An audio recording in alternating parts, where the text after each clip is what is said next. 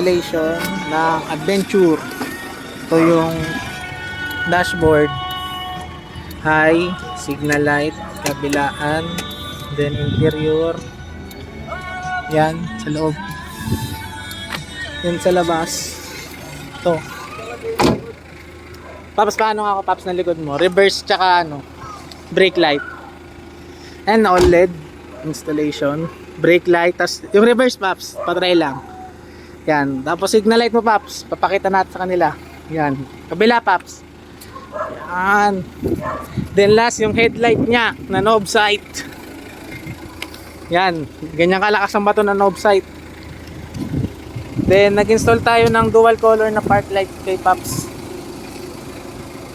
Yan.